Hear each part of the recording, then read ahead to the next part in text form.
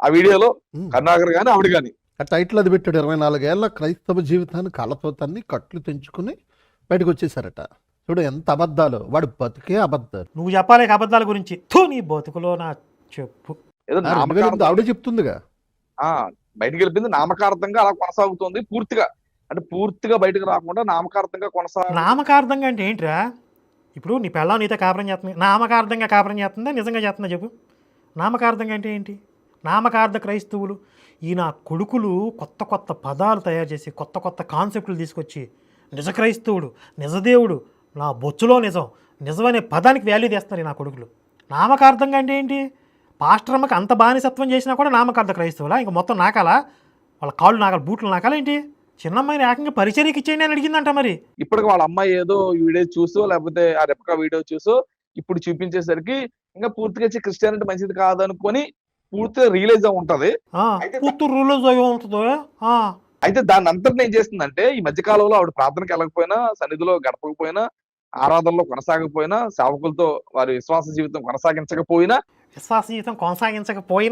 ఎక్కడ కొనసాగించలేదు. ఈవిడ అందులో కొనసాగడం మాత్రమే కాకుండా వాళ్ళ బంధువుల్లో కూడా ఎంతోమందిని మతం మార్చింది ఆవిడ.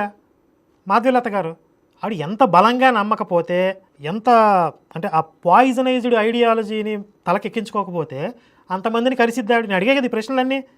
అందరినీ కరిచేశారంట కానీ అంటే అవును ఆవిడ మొత్తంలో ఉన్నప్పుడు వాళ్ళ అమ్మాయి ఏం చెప్పింది? ఏకంగా ఈవిడే పాస్టర్ అయిపోయిద్దేమో అని అనుకునేవాళ్ళు అంట వాళ్ళు. మొత్తం ఆ భాష అంతా వంటపట్టేసింది ఆవిడికి.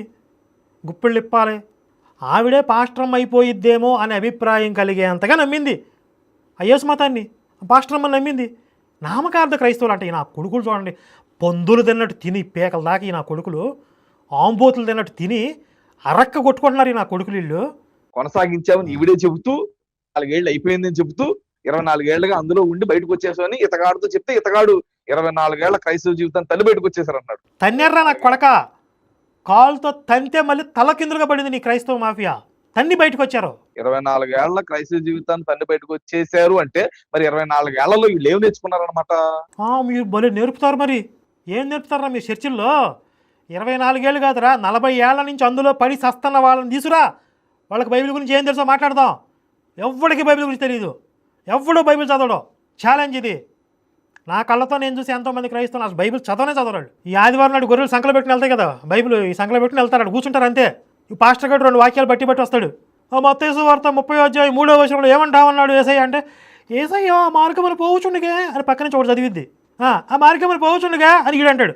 ఎదురుగా ఒకటి రావచ్చును, ఈడు రాసుకుంటారు వెంటనే మత్తయి సువార్త అసలు ఈ వాక్యం మననం చేసుకోవాలి అని దీన్ని చదువుకుంటారు వాళ్ళు. ఇంటి దగ్గర బైబిల్ చదవరాళ్ళు వరుసగా బైబిల్ చదవటం మొదలుపెట్టారనుకోండి. ఎవడన్నా ఏంటి ఎంత చండాలంగా ఉంది, లాజిక్ లేకుండా ఉందంటే, నీకు దేవుని వాక్యం ఇచ్చట కొంత అచ్చట కొంత వచ్చును, దైవజనుని యొక్క సహాయం లేకుండా నువ్వు ఓన్గా బైబిల్ చదవరాదు, ఈ విధంగా ప్రశ్నించరాదు అని వీళ్ళే అంటారు. నా కొడుకులు ఎందుకు వచ్చిన దానిలో అసలు చదవడానికి అది భాష అర్థమైతే రావదు, చదవడానికి ఈజీగా ఉండదు, నువ్వు చదవకూడదు, చదివితే వచ్చే ప్రశ్నలు నువ్వు అడగకూడదు అని వాళ్ళు చెప్తున్నప్పుడు ఇంకా చదివి ఏం బిగుతారు వాళ్ళు? చదవాలని ఇంట్రెస్ట్ వాళ్ళకి ఎందుకు వచ్చింది అసలు? అదే అంత రసరమ్యంగా ఉంటుందా? చదవాలనే ఇంట్రెస్ట్ కలిగించేలాగా ఉంటుందా బైబిల్ భాష? ఏమన్నా విశ్వాసులు కాదు, పాస్టర్లే బైబిల్ చదవరు, పాస్టర్లకే బైబిల్ తెలియదు అసలు, బైబిల్ చదవరా అంట. 24 ఏళ్ల సంవత్సరాలు క్రిస్టియానిటీలో ఉన్న వీళ్ళు కనీసం బైబిల్లో ఏముందో తెలియని వీళ్ళు, బైబిల్లో కనీసం అవగాహన లేని వీళ్ళు కేవలం పాస్టరమ్మ చెప్పిన మాటలు విని కొనసాగేశారు అని చెప్పడం చాలా విడ్డూరంగా ఉంది, చాలా చోద్యంగా ఉంది. విడ్డూరం ఏంటిరా? అసలు మొత్తం అదే కదా ఉంది. ఇప్పుడు పాస్టర్ చెప్పేదో పాస్టరమ్మ చెప్పేదో విని అందులో ఉంటున్నారు తప్ప ఈరోజు క్రైస్తవులు మొత్తం నువ్వు ఏ చర్చికి పోతావు పో, ఇదిగో వీడు పలానా విశ్వాసి, పలానా చర్చిలో విశ్వాసి, వీడికి బైబిల్లో విపరీతమైన నాలెడ్జ్ ఉంది, తీసురా శివశక్తి తీసురా, ఎవడాడు చూద్దాం. సరే ఒకవేళ నువ్వు చెప్పే వెర్షనే తీసుకుంటున్నాను, దశాబ్దాల తరబడి సంవత్సరాల తరబడి క్రైస్తవంలో ఉంటూ బైబిల్ చదవని వాళ్ళందరూ కుక్క పెంట తిన్నట్టేరా. ఈ మాట నువ్వు ఒప్పుకుంటా? ప్రతి క్రైస్తవుడికి తగలాలి ఈ మాట. వీళ్ళు చెప్తున్న ప్రకారం సంవత్సరాలు అందులో ఉండి బైబిల్ చదవకపోతే మీరు కుక్క పెంట తిన్నట్టే, మీరు తప్పుడు పుట్టకబుట్టినట్లే. ఈ మాట ప్రతి క్రైస్తవుడు గుండెలమే చేయాల్సింది చెప్పగలరా? ఎస్, నేను సంవత్సరాల తరబడి ఇందులో ఉన్న బైబిల్ మొత్తం చదివాను. ఏ ఒక్క క్రైస్తవుడు గుండెల మీద చేయాల్సిన ఈ మాట చెప్తాడో చూద్దాం. నా కొడకల్లారా, బయట ఉన్న వాస్తవాలు ఎవరికి తెలియవా? ఇడ్డూరంగా ఉందంట ఈ సిడతలు కొట్టే మొహం నువ్వు కలిసి. ఇడ్డూరం అంట, ఇడ్డూరం. అసలు నిజం చెప్పాలంటే శివశక్తి వచ్చిన తర్వాత కొంతమంది అన్న క్రైస్తవులు బైబిల్ ఓపెన్ చేసి చదవటం మొదలుపెట్టారు, నిజంగా ఇలా ఉందా అని చెప్పి. ఇది మనకి కౌంటర్లు ఇవ్వడానికన్నా కొంతమంది ప్రిపేర్ అవుతున్నారు అసలు బైబిల్ తీసి. అది తీస్తే ఇది నిజంగా ఇట్లా ఉందనుకుంటున్నారు వాళ్ళు. ఇప్పుడు మాస్టర్గా మరి ఏం చేస్తారు? ఇప్పుడు మన శివశక్తి వీడియోస్ చూసి గర్వాప్సి ఎవరవుతారు చెప్పండి? నేనేమన్నా హిందుత్వంలోకి వస్తే మీకు అద్భుతాలు జరుగుతాయి, మీకు రోగాలు ఉంటే పోతాయి, మీ జీవితాలు మారిపోతాయి అని ఎప్పుడన్నా నేను ప్రలోభ పెట్టానా? స్క్రిప్చర్ బేస్గా నేను మాట్లాడి హిందుత్వం ఏం చెప్తుంది, బైబిల్ ఏం చెప్తుంది, ఇదే కదా. అంటే ఎన్లైట్మెంట్, జ్ఞాన మార్గం. ఈ జ్ఞాన మార్గం నచ్చిన వాళ్ళు, సత్యాన్ని కనుగొన్న వాళ్ళు ఇటు వస్తారు. ప్రలోభాలకు గురయ్యే వాళ్ళు ఎవరు రారు కదా. అంటే ఫస్ట్ పాయింట్ ఇక్కడ క్లారిటీ వచ్చేసింది. సరే, వచ్చిన వాళ్ళ దగ్గర నుండి నేనేమైనా లబ్ధి పొందుతున్నానా?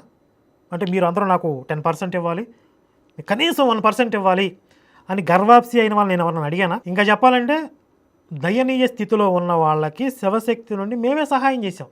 ఈ పాస్టర్లు రాబందుల్లాగా వాళ్ళ రక్తం తాగి వాళ్ళ జీవితంలో నలిగిపోతే అందులో భిక్షగాళ్ళు ఉన్నారు, దివ్యాంగులు అంటే కళ్ళు కనపడిన వాళ్ళు ఉన్నారు. వాళ్ళని కూడా వదలకుండా వాళ్ళ రక్తం తాగితే, ఆడపిల్లల తండ్రి నిస్సహాయ స్థితిలో ఉంటే, కూరగాయలు అమ్మే అనురాధ ఆ అమ్మాయి జీవితం అస్తవ్యస్తం అయిపోతే, ఇలాంటి వాళ్ళందరినీ కూడా మన శివశక్తి వేద మీద పరిచయం చేసి దాతల సహాయంతో వాళ్ళకి మనం సహాయం చేసాం. వాళ్ళ దగ్గర నుంచి ఒక్క రూపాయి నేను తీసుకోలేదే. ఈయన కొడుకులు వాళ్ళ రక్తం తాగారు. ఈయన కొడుకులు వీళ్ళు. వాడు ఈరోజు సమాజంలో కనపడడం, వాడి తిండి తినేది అంత అబద్ధాల మీద బ్రతకడమే. ఆ కరుణాకర్ అనేవాడు, ఆ శివశక్తి అనేదే ఒక అబద్ధాల పుట్ట. వాడు రాసిన పుస్తకాలు కానీ, వాడు చెబుతున్న మాటలు కానీ అన్ని అబద్ధాలే, అన్ని అబద్ధాలే. అసలు ప్రపంచంలో పెద్ద స్కామే నీ క్రైస్తవ మాఫియారా? దాన్ని మించిన కుంభకోణమే లేదు అసలు. ఇప్పుడు గమనించని చూసాం మనం. 2003లో ఆమె నమ్ముకుంటే 2008లో ఆమె బయటకు వెళ్ళిపోయిందని ఆమె నోటే చెప్పింది. కానీ ఇప్పటికీ 24 ఏళ్ళు అయిందని చెబుతుంది తప్ప, ఆమె క్రైస్తవ్యంలో ఉన్న నామకార్థ జీవితం కూడా 5 ఏళ్ళే. అంటే ఈ నా కొడుకులు తప్ప తాగి బైబిల్ చదువుతారు, తప్ప తాగి వీడియోలు చూస్తారు. అసలు పూర్తిగా ఏది అర్థం చేసుకోరనమాట. 5 ఏళ్ళేనంట ఈ నత్తిపోగడి కూడా చెప్తున్నాడు. క్రైస్తవ సమాజాన్ని ఎవరు డ్యామేజ్ చేయలేరు, క్రైస్తవ సమాజాన్ని ఎవరు అంతమొందించలేరు. మరి ఎందుకు అంత నొప్పి, ఎందుకు అంత గించుకుంటున్నావు? ఓ ఇలా కొట్టేసుకుంటున్నారు ఎందుకు? మరి ఎవరు ఏం చేయలేరు, తడికొట్టేసి పడుకో ఎందుకురా? హిందూస్లోకి వచ్చేసరికి చాలా సంతోషంగా ఉందంట, చాలా ఆనందంగా అది ఉందంట, వినిపిస్తాం, చాలా అది హ్యాపీగా వినిపిస్తాం, ఉందంట, అది కూడా. చాలా హ్యాపీగా ఉందంట. వీడు చూడండి, బార్లా తెలుసుకుని చాలా హ్యాపీగా ఉందంట, చాలా ఆనందంగా ఉందంట అంటున్నాడు. వీడు చూడండి. మరి ఈ అమ్మాయి హ్యాపీగా ఉందా? పాపం హిందువులు అందరూ హ్యాపీగా ఉన్నారా? అంటే వీడి తప్పుడు ఉద్దేశం మీకు అర్థమవుతుందా? ఆ అమ్మాయి మాత్రమే హ్యాపీగా ఉందా, మిగిలిన వాళ్ళు హ్యాపీగా ఉన్నారా అంటే వీడి తప్పుడు ఉద్దేశం మీకు అర్థమవుతుంది కదా. ఒకవేళ అమ్మాయిలు మాత్రమే హ్యాపీగా ఉండాలంటే క్రిస్టియానిటీలో ఉండాలి రా వాళ్ళు. ఆ చర్చిల్లో ఉంటే వాళ్ళకు ఉండే హ్యాపీనెస్, అసలు వాళ్ళకు ఉండే ఆనందమే ఆనందం. చర్చిల్లో మరి పాస్టర్లు కలగజేస్తారు కదా ఆనందానుభూతి. హిందూయిజంలో ఉన్నారు కదా, అప్పుడు హ్యాపీ లేదా తల్లి, సంతోషం లేదా తల్లి, మనశ్శాంతి లేదా తల్లి? మరి ఇటు పక్క ఎందుకు వచ్చేసావు? క్రిస్టియానిటీలో రిస్ట్రిక్షన్స్ ఉంటాయి తమ్ముడు. క్రైస్తవం అనగానే రిస్ట్రిక్షన్స్ ఉంటాయి, ఏమంటారా రిస్ట్రిక్షన్స్, ఆంక్షలు ఉంటాయి అన్నమాట. అమ్మా, మనం విచ్చలవిడిగా బ్రతకూడదు, మన ఇష్టానుసారంగా మాట్లాడకూడదు, బయట వాళ్ళతో పెట్టుకోకూడదు, పాస్టర్తోనే పెట్టుకోవాలి. ఆంక్షలు ఉంటాయి. పుచ్చిపోయిన గువ్వలకు మందులు రాయాలి, బయట వాళ్ళతో రాపించుకోకూడదు, పాస్టర్ గారితో రాపించుకోవాలి. ఆ తొండ జాన్సన్ గారి లవర్కి మరి ఆంక్షలు ఉంటే పోనెట్ట చేసేవారు నువ్వు? దాన్ని ఎందుకు గోకా? వీడి గురించి నాకు ఒకళ్ళు ఫోన్ చేసి చెప్పారండి, తప్పులోడు అని చెప్పి నాకు ఫోన్ చేసి చెప్తే, వీడి అమ్మాయిల్ని ఎట్లా గోకేవాడు, అసలు వాడి ముఖం మీద ఘాటు ఉందట, ఆ ఘాటు ఎందుకు పడింది కొన్ని చెప్పారు. సరే, జామని పర్సనల్ విషయాలని చెప్పి వదిలేసా, నాకు ఆధారాలు లేవు కదా. సరే, మీరు ఏదైనా ప్రూఫ్స్ ఇస్తే నేను మాట్లాడతాను, పోనీ ఎవరైనా విక్టిమ్స్ ఉంటే చెప్పండి, ఆ విక్టిమ్స్ని తీసుకొని మాట్లాడతాను అంటే వేగ్గా మీరు చెప్పిన వెర్షన్ తీసుకొని నేను మాట్లాడి వదిలేసా. ఇట్లా వీడికి చెప్పా, ఎవరో నీ గురించి అట్లా చెప్తున్నారు, ఆధారాలు లేవు కాబట్టి నేను వదిలేస్తున్నాను అని చెప్పా. ఎంత మంచోళ్ళండి మీరు అన్నాడు వీడు. ఇదే విషయం పాస్టర్ రవీంద్రనాథ్ కూడా చెప్పాడు. కరుణాకర్ ఎంత మంచోడంటే అండి, నా పర్సనల్ విషయాలు అని చెప్పి వదిలేశాడు అని చెప్పి చెప్పుకున్నాడు వీడు. మరి ఆంక్షలు ఉంటే అంతమందిని ఎట్లా గోకేవరు నువ్వు? ఆంక్షలో అంటే పాస్టర్ మాత్రమే గోకాలని చెప్పి ఆంక్షలు ఉంటాయా?